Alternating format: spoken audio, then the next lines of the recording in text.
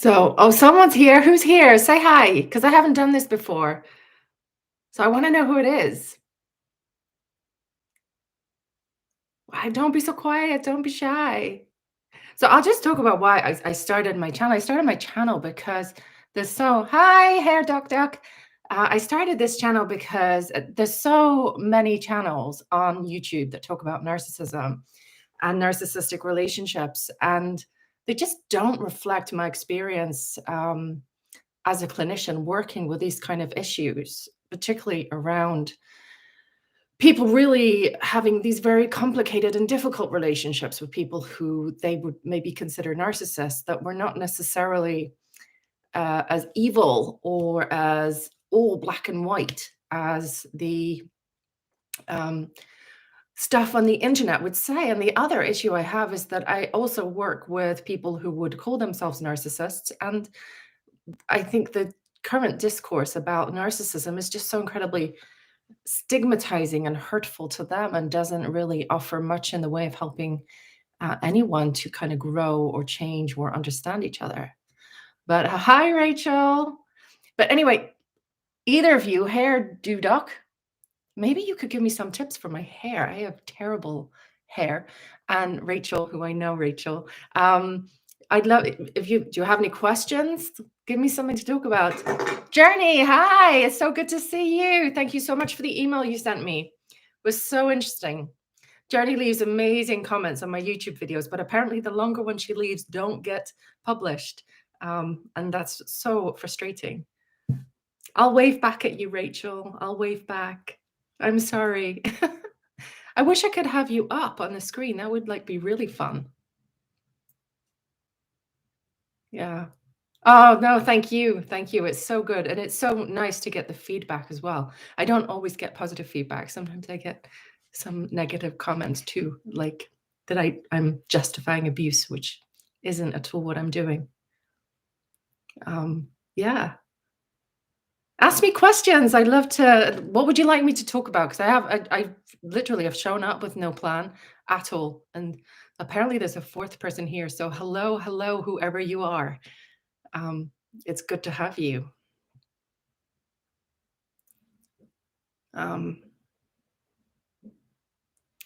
now what am I going to say? You guys are all so quiet. Come on, talk to me. Yeah, I just put up a video and it was such a funny one because my videos haven't got as many views since I tried a while ago to try and become more nuanced and create less clickbaity titles. And guess what? Views went phew. So I've made a really clickbaity title, basically saying, is your ex an evil narcissist or is it your fault?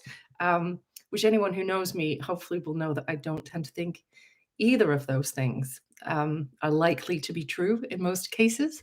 But I made a clickbaity title to see, and guess what? It's already getting more views. So we'll see. Maybe it's because it's Saturday and nobody has things to do, but yeah. That's cool. Hairdo doc. That's cool. Psychologist destroys narcissism. I need to make that. I'm gonna make that video. I will make that video just for you, Rachel. I will. How will I destroy narcissism? Wow. Give me some suggestions. We might be interrupted. I can literally hear my kid has just come. Yeah, that is exactly my view. You have to humanize narcissism and view it with an attitude of compassion because, ultimately it comes with so much in the way of suffering. And yes, it can also cause suffering for other people. But, um, you know, I think dehumanizing narcissism does not serve anybody well at all. And actually, some of the most extreme narcissists who are quite toxic in their behavior actually quite enjoy the notoriety of being the most evil, the baddest people, and they're really not actually. Would you? So Rachel's asked a question. Would you say that the more extreme the grandiosity, the deeper the self-loathing? Um, I don't know that there's such a straightforward correlation between those things. But certainly, if you have a need to big yourself up and to be extraordinary, that is such a inability to accept your own humanity and your own weaknesses and your own flaws. And so, yes, in a way, the need for grandiosity, the need for specialness can sometimes reflect an underlying low self-esteem and negative self-image.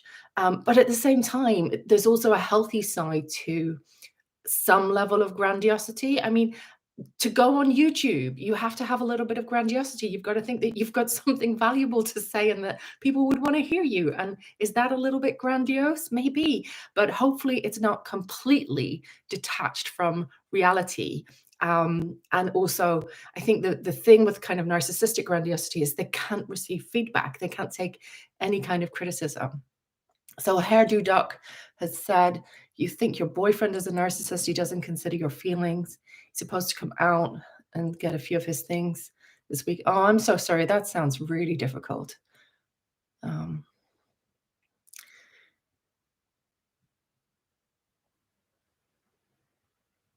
so how do you, so the question, if I'm understanding it right, Hairdo Duck, is that you have stuff from your boyfriend that you've now broken up with, and he is not coming to pick up his things.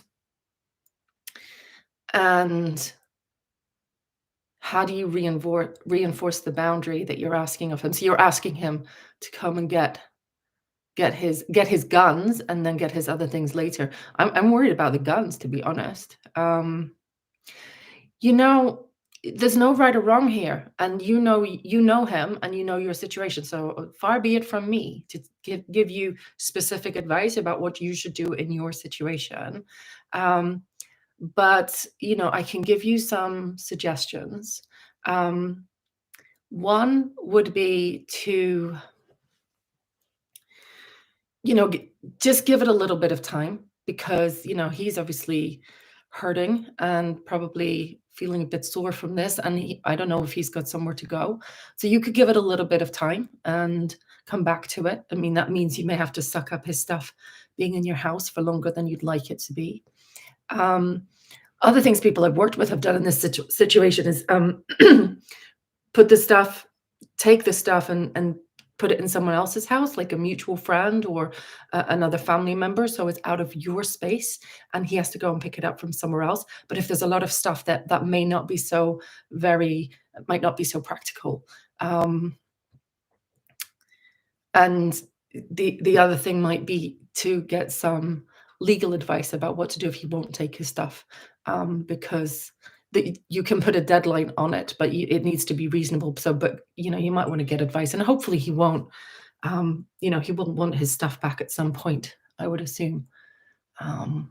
I hope that's helpful, and I'm really sorry you're going through this. And try not to get too caught up in a drama. He may well be, if he is very narcissistic and he's sore, and he knows it gets to you that his stuff is in your place, he might use that just to wind you up. So they'll keep the drama as low as you possibly can. I don't know if that's helpful. Let me know. Let me know what you think. Journey, they're not evil. Those videos don't resonate with me, but I personally would not give them any more chances to work the relationship. You know what? Absolutely. In saying I don't think narcissists are evil, that doesn't mean I think it would be a good idea to go back. It doesn't mean I think it's a good idea for you to get in a relationship with someone who treats you in a way that's unkind or hurtful. Those are two different questions. Is this person evil, and should you be in a relationship with them? They're two different questions. And I also think that different people are better in different relationships. And if you are someone who's very people pleasing, who's quite quiet, who maybe finds it hard to reinforce boundaries, there can be a bit of a chemistry with a narcissistic person, because they want to be in a relationship potentially with someone who doesn't hold boundaries. It gives them a lot of power and control, but then ultimately they will devalue you, and it just creates a very unhelpful dynamic.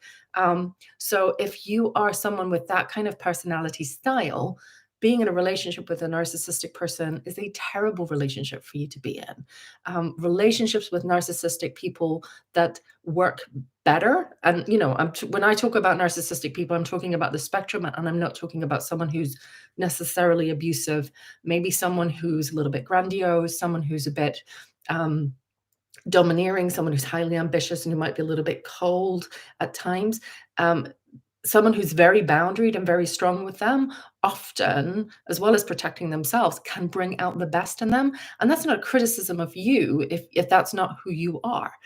All of us do better with different people than others, and that's fine. And it's often about building and fostering a relational dynamic that works for you. Um, I don't know if that's helpful, but let me know what you think. But I think this is the other thing. It's like, just because I don't think your partner is evil, um, does not mean I think it's a good idea to stay in the relationship or to go back or to give someone another chance. Um, Often, I think in those situations, both people benefit a great deal from moving on from the relationship and fostering new relationships. What I'm saying is he won't take everything as I'm asking. He just wants to take the guns and then come back. Give him a deadline. Give him a deadline. Or send the stuff from someone else. And he is disrespecting what you're saying. But don't give him the reaction. You've got to keep this as calm as possible. And you can't make him. You can't make him do it. All you can do is think about for yourself. So, give a little bit of time. And if he won't come back, if he won't come and pick up the rest of his stuff, then you have to think about other options, which might be leaving them with someone else, or getting some legal advice about what you can do. Because, is, is, is it your place or is it a shared place? And find out what the law, what legal advice there would be where you are, because the law is different in different parts of the world on this. But certainly, there's a point at which someone doesn't pick up their stuff. You can dispose of it. But that needs to be done properly. That needs to be done within the kind of remit of the law, and get some advice. But he may calm down, especially if it's a very recent breakup and he's trying to figure out where he's going to be living. But really, also in the middle of it all, focus on yourself and make sure you're having time to be with people you care about and be with people who take care of you.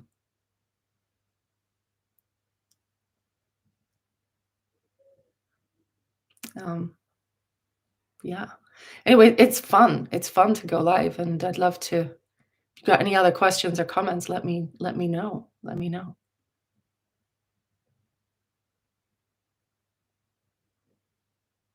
It's interesting. A lot of people don't. Hairdo Docs just made a comment about not wanting to involve anyone else as it's not their problem. I mean, that's true, but we all exist in community. We exist in multiple relationships, and the goal, I would say, is keep it calm, keep it low pressure, because that can be quite helpful. But I think, yeah, if there's guns involved, you need to think about your own safety here too, for sure.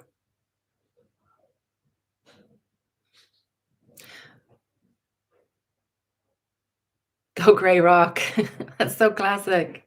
It's true though, Grey Rock, from the point of view of not giving big reactions to people, not making drama where you can avoid making drama, is really in your interest. And even if that sometimes means you suck up some things that you don't really like, um, because you can't control everything. You can't control the other person and what they do. But what you can do is keep things as low key drama as possible. Grey Rock makes me made my ex more angry. Why? What did your ex do when you did Grey Rock?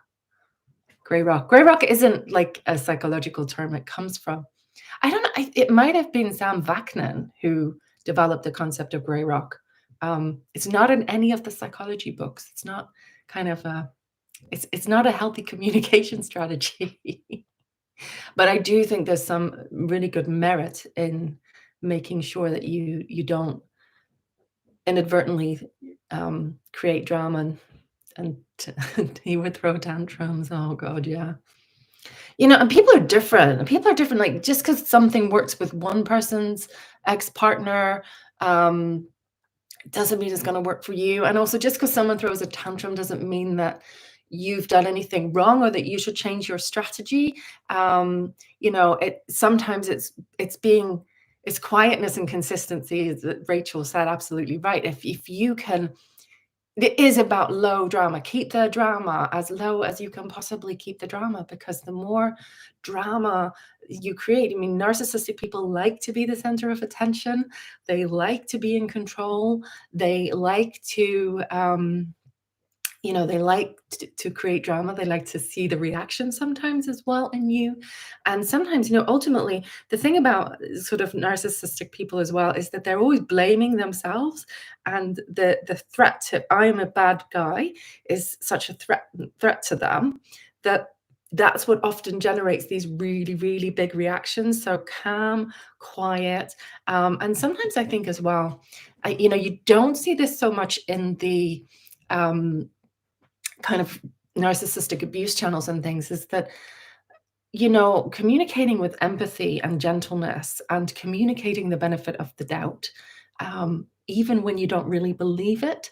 So, saying things like, I know it's not your intention, and I really value this about you, and we're both hurting, and we both want the best for each other and for our children or whatever else, can often be a way of kind of softening, like, this is not a threat to your ego, this is not a threat to you. Um, I don't know if that's helpful and if that makes sense. I can make some more videos about that. Yeah. Yeah, head to dog, give it a little bit of time. If this is very, very recent, he may need time to find somewhere else to live, and sort himself out in that respect. But then there comes a point where it's your house and this stuff can't stay there, and you can set a deadline. But if that's the route you want to take, I don't think you'll necessarily need to get to that point. Um, but um, if you can get to a point with legal advice, you have to get legal advice where you say you pick your stuff up, or we'll dispose of it basically, and then you can sell it. I've known people who've done that. I've known people who've made quite a lot of money from their ex-partners because they refused to pick their stuff up. Good for them. Um, uh, yeah. So Journey said, I hope I'm pronouncing your name right. If I'm not, do let me know. I just tried not to react emotionally at the emotional abuse, but everything would work for about 2 weeks. And then back to drama about small things. Yeah, yeah. And you just got to be so consistent of staying calm and measured. It would be, yeah, Rachel, it would be good to have some sort of video about how to help echo state of need. Oh, I'm glad I'm pronouncing your name right, Journey. Thank you. Yeah, I think I will. I think I did make a I think I made a video about that a while back. I will make more. I will make more. Because I don't know if people are familiar with the concept of echoism, and that old story, Greek myth, is not the myth of Narcissus, it's the myth of Narcissus and Echo. And Echo was a nymph who fell in love with Narcissus, and she had already been cursed, that she would only be able to repeat what other people said to her. She wasn't able to speak her own mind and speak her own voice and sort of say what she was really thinking. And it's such echoes the experience in those relationships where you lose your voice, you lose your own mind, you lose your ability to speak clearly and to speak from your healthy grown-up adult self. And even working in therapy with narcissists, and my mentor supervisor Wendy Berry will say exactly the same thing, that when she first started working with this population, she'd find herself placating them, pleasing them, feeling small and feeling diminished, and not being able to communicate with the kind of confidence and clarity that she would normally be able to communicate with.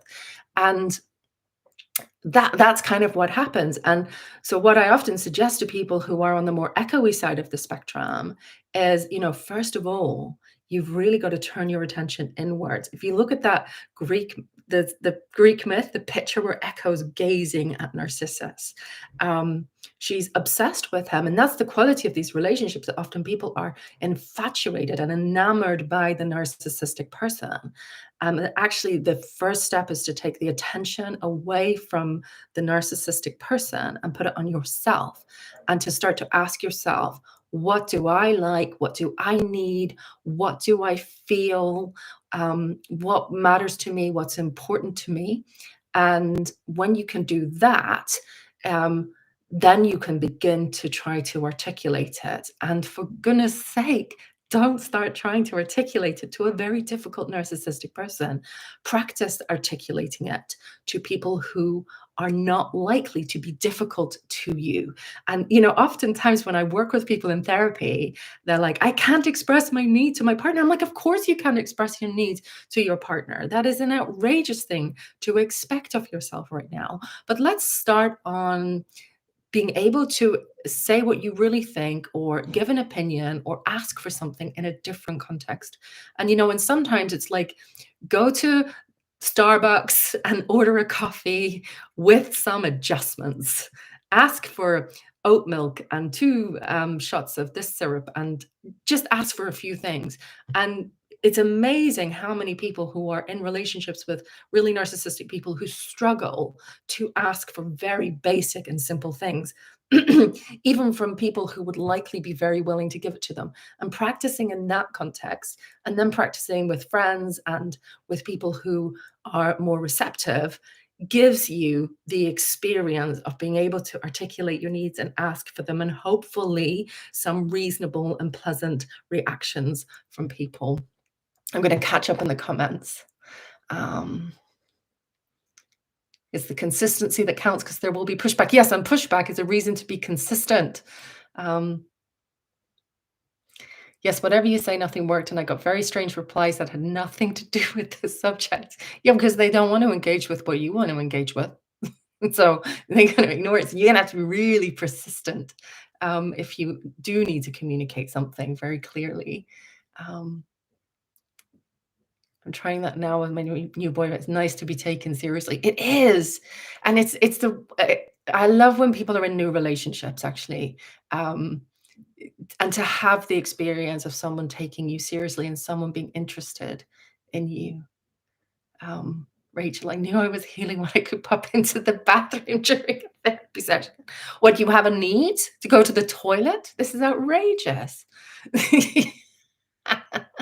So silly, but I thoroughly enjoyed my first time doing groceries by myself. Yes, because this is where, when you're suddenly single and you've been in an abusive relationship, or the other person's been really, really controlling, you so much of your life just becomes about accommodating them, and you're tiptoeing around them, and you only buy the things that they like to eat, or the things that they like, and the things that they want.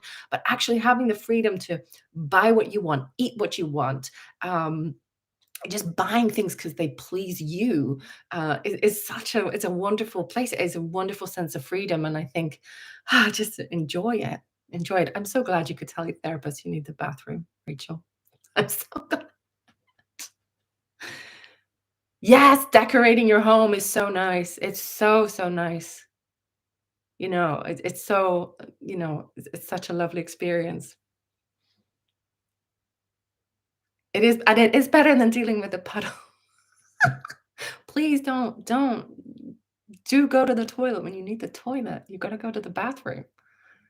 It's so true. Decorating your home is such an amazing experience. I can tell you like a personal story about that, where an ex-partner in a long-term relationship who disappeared.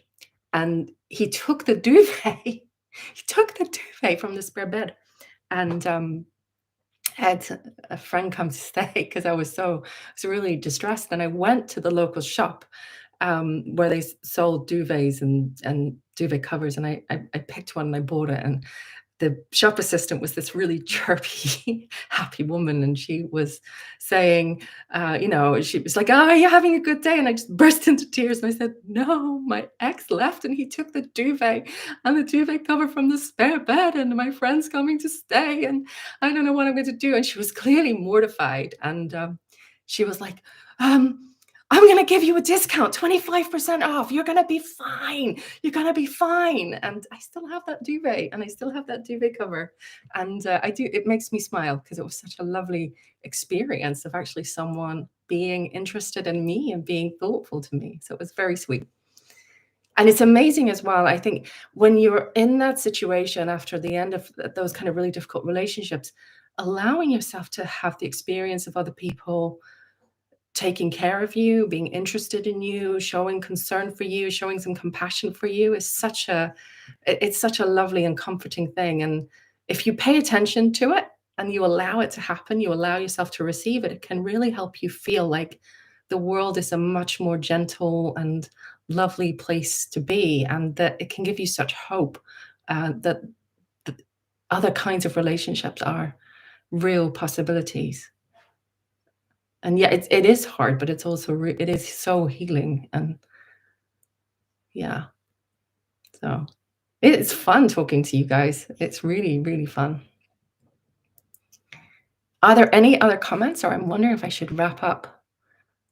I probably do need to wrap up quite soon because my kiddo has been out all day and I can hear that she is downstairs and making quite a lot of noise. I can get sick now and get taken care of instead of being blamed. Oh my gosh. Gosh. Yes. Oh, it's so sad. It's so horrible in relationships when y- the other person just doesn't have room for you to be ill or to have a difficult day and blames you for it and acts like if you want someone to cut you some slack because you've got a headache or a cold, um, that somehow you get blamed for it. And it just compounds um, how you feel and feeling ill and feeling unimportant. And yeah, and it can lead to habits actually in the person who's on the receiving end of that kind of dismissive, blaming behavior where you're given the message that you being ill, you having a headache, you being tired is an inconvenience for the other person, that you get used to suppressing those things and you get used to not saying, and actually practicing saying those things like, I have a bit of a headache today, or I'm a little bit tired, and experiencing normal reactions, because the normal reaction to that is, oh, I'm sorry. Would you like me to get you some water? Would you like some paracetamol or Tylenol if you're in the States? Um, or, can I do something for you? Yeah. Yes, I would even make dinner. So Journey's commenting, I would make dinner and say something wrong. And then he would yell and not touch the food. I said, oh my gosh, so mean. So mean. Why are you making food if you have stomach flu? He should be making the food. But it's so true. It's like you need that experience of normal reactions. You need the reality check actually of normal reactions. Because normal people are most normal people are nice, right? Most normal people are nice and decent and do not see your needs or your being a little bit unwell as an inconvenience. Because you're a damn pleaser who's walking on eggshells. Yeah, you gotta stop walking on the eggshells. It's so interesting though, because I love this kind of work with people because they almost get giddy. I'm like, you can ask people for things, and they're like, I'm asking people for things, and now they're doing it. Straight out of surgery, hairdo doc. Straight out of surgery, he asked me to climb over, put the car in neutral so someone could jump the car.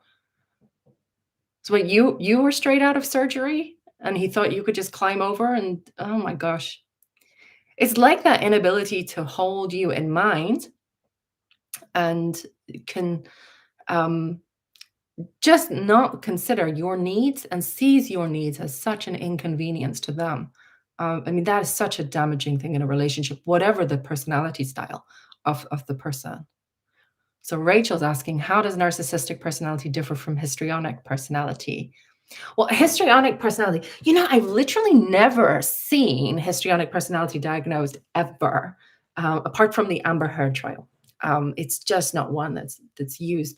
But histrionic, um, look, all of these things are kind of related to each other, and I don't personally tend to think about discrete diagnoses in this way. I think much more about what are the underlying sense of themselves and what are the underlying relational patterns and how they cope in the world. So someone who's got that kind of more narcissistic style will be coping by being extraordinary, by being special, by not being able to admit when they're wrong or acknowledge any kind of mistakes.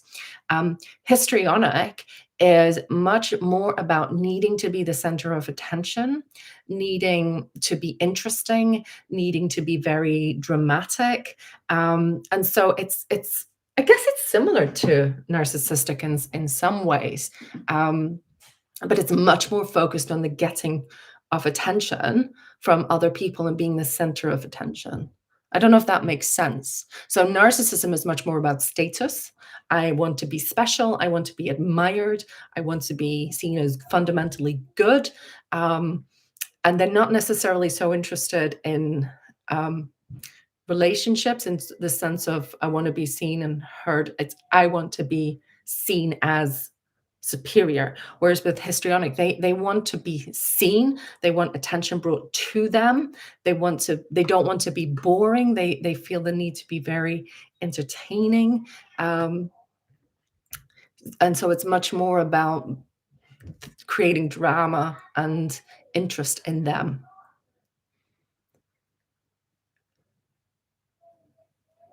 Rachel says, I think you'd see histrionic more outside a clinical setting. Yeah. I'm thinking I'm thinking about people on like celebrity TV, and it's just like, oh my gosh, really just putting all kinds of things out there.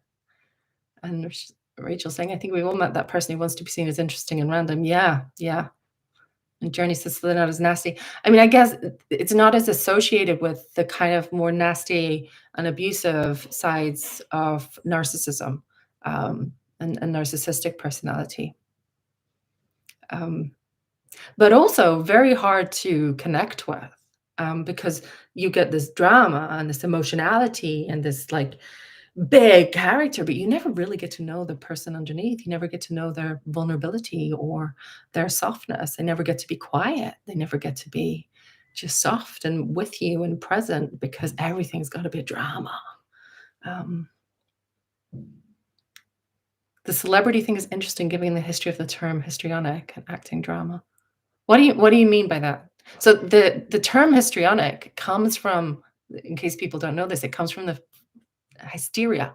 So it's much more commonly, not hysteria. Is it? I thought histrionic personality came from hysteria. I'm happy to stand corrected, Rachel. But because I thought it came from the term hysteria, and hysteria means wandering womb. But Rachel's gonna correct me. Where does it come from? Now I need to know. You gotta educate me, Rachel.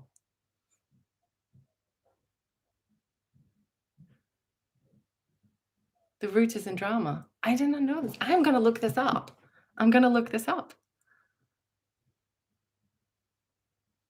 Yeah, just, we all have that friend. We all know someone like that, and they've gotta be, like, the center of attention. And I think, it's not something I really kind of worked a great deal with. I mean, I've worked with a lot of people with diagnosis of borderline personality and, um, quite a fair number of with diagnosis of, narcissistic personality. I have a little handful of people I've worked with that have antisocial traits as well. But I think some of the people I work with probably showed signs of, histrionic personality. And but so it's not one I know as much about. I'm gonna look it up though. I will definitely look it up. But yeah, my sense is when I meet someone with that kind of histrionic style is they don't want to be forgotten about. They don't want to be ignored. They don't want to be in the background because that's just intolerable to them to be forgotten about, which is quite sad in a way. So yeah. Any other comments or questions, or I might leave it there. But thank you so much for coming to my first live, and I think I'll probably do some more, and maybe, hopefully, I'll see you again. And thank you for educating me, Rachel. I'm gonna go and look up the roots of histrionic personality disorder. Take care. Thank you. Bye.